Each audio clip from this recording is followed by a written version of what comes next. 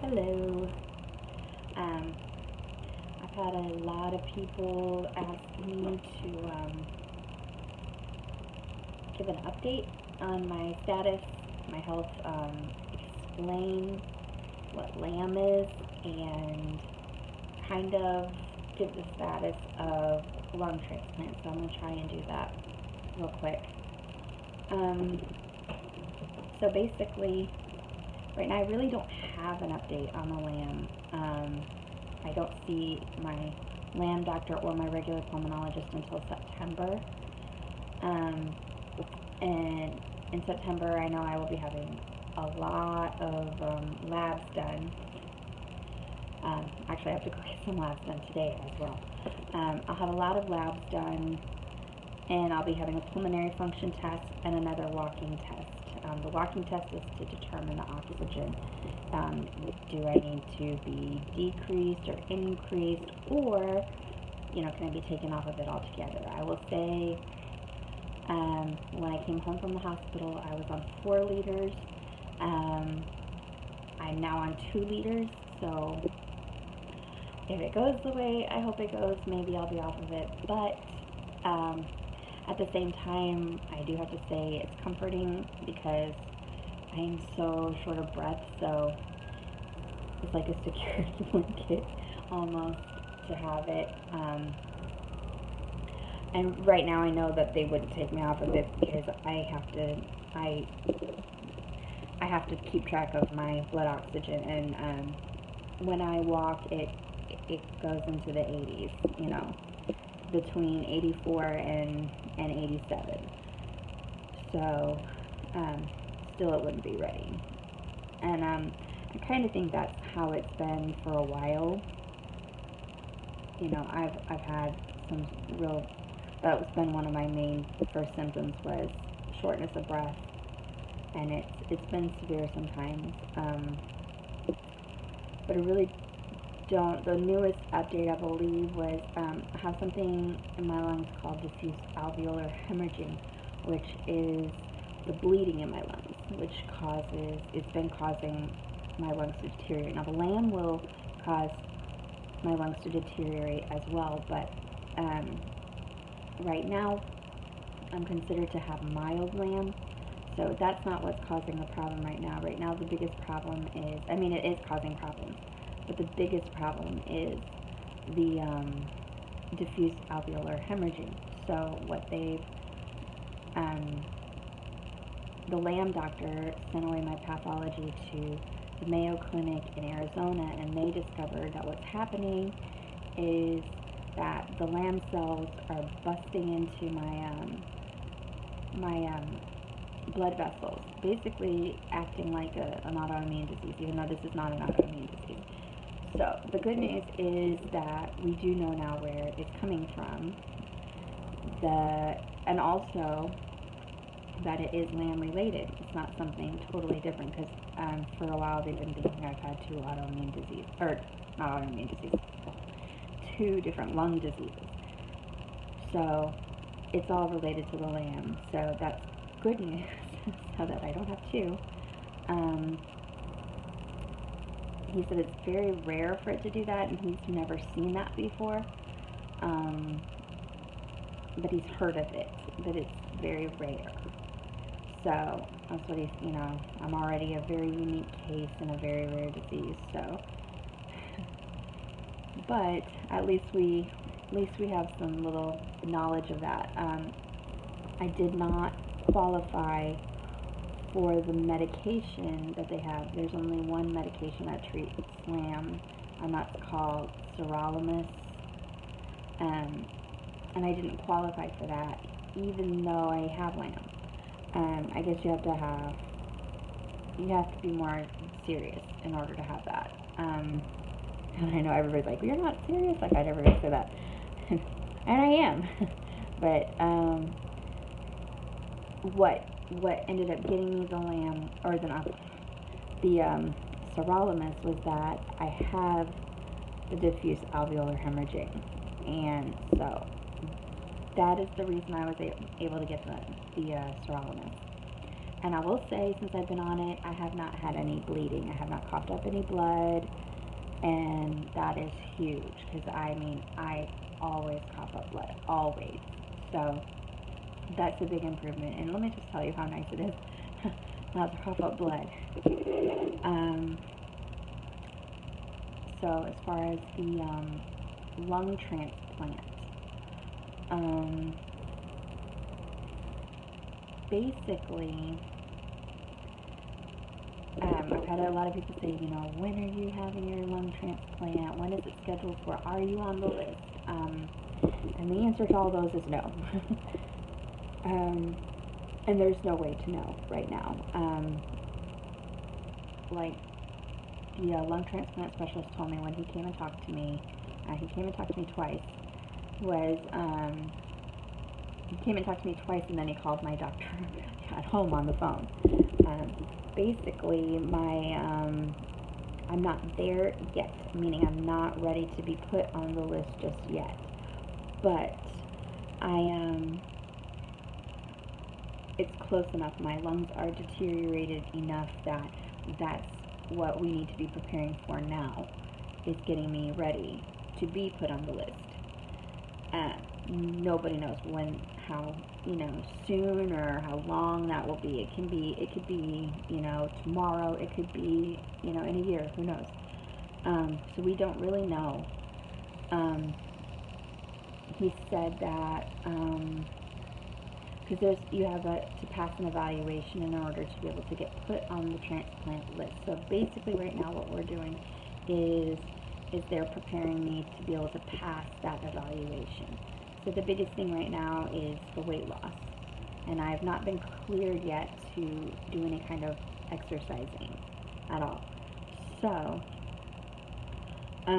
basically it's all dependent on food right now. And once I am cleared, I will be asking to be put on pulmonary rehab, which is where you go and I can work out there and they monitor my oxygen for me and all that. It's a lot safer and I feel a lot more comfortable, I feel. But right now, and also we're trying to get my blood pressure regulated. The bottom number has been a bit high every time I go, and the problem is that when you go to all kinds of different doctors, and they usually go, oh, you must just have white coat syndrome. No, this has happened literally every time I go to the doctor, and I've gone to so many doctors that I have no white coat syndrome. I could care less. But so we're working on that as well. The biggest challenge I've had so far has been I can't have anything with soy in it or estrogen. And it is really amazing how much stuff has soy and estrogen in it, everything. My Uncle Greg was doing some research and he found that even the ink on the receipts at Walmart have estrogen in them. I'm like, that was insane. So basically, I am sticking to fresh fruits and vegetables and things like that. Non-processed food. I have to read every label. But, and watch as everybody else eats normal food. But right now, that's about it. I mean, I really don't have anything new to tell you. Lamb is a very rare disease. It's a cystic lung disease. So basically, I have, and this is what was our first clue, was when I had a CT scan. It shows it almost looks like stars when they illuminate it. There are just so many cysts in them. My lamb doctor told me there's so many cysts in my lungs they can't even count them. And what eventually happens is that they call them these smooth muscle cells called lamb cells, and they multiply and all that stuff, and they cause cysts and all that stuff, and my lungs will eventually be so full with all this stuff that I will not, I won't have any. Basically it's killing my healthy lung tissue, replacing my healthy lung tissue with cysts and with with holes and all that stuff, So, even on the sirolimus, I will eventually decline. Still, this is not a cure. It's let's slow this down kind of drug. So even on the sirolimus, eventually I will decline. So that was another misconception everybody has had, is that this is gonna be, this is great. Oh, you have a cure, good. Now you can get back to normal, which I'm getting back to as much normal as I can right now. And then another misconception has been that once I get a lung transplant, that will cure me, and that is not true as well. From what I've been told, even when I have a lung transplant, I will still have LAM, and that can still get in my lungs. It can still ruin my lungs, and I can still be put back on a lung transplant list for new lungs, even after that, So, but I do feel like they said, it gives me a lot more time, and I've talked to some ladies with this disease who've had a lung transplant, and they've had it for 18, 20 years. So I'm very confident, in the progression of the medicine and the doctors, and that LAM is becoming more aware. People are becoming more aware of LAM and everything. But yeah, no, that's not a cure. I will tell you, if you want to know about LAM, the best place to look is the LAM Foundation.